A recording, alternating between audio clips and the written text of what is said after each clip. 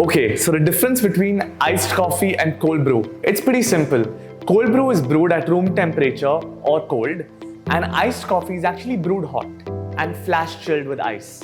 Today we're going to brew an iced coffee and a cold brew so you can actually understand the difference a little better. Let's start with the simple one, the cold brew. This was brewed yesterday, overnight, and you have the concentrated cold brew here, which has basically been chilling in the fridge. To make this, all we do is we put it in a glass, and well, we can add a few cubes of ice if you want it even colder. But essentially, this is cold brew. Cold brew is brewed cold or at room temperature and then chilled in the fridge. Iced coffee on the other hand. Iced coffee is brewed hot. We have our ground coffee here. I'm adding the ground coffee in our V60. And now before I start brewing, I'm gonna take my ice and add it in the bottom carafe.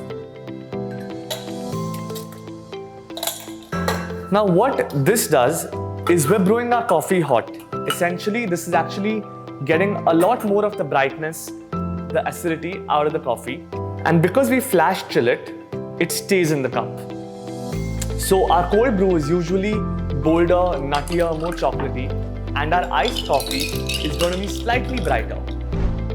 So here we have it. We have our cold brew here and our iced coffee on the left.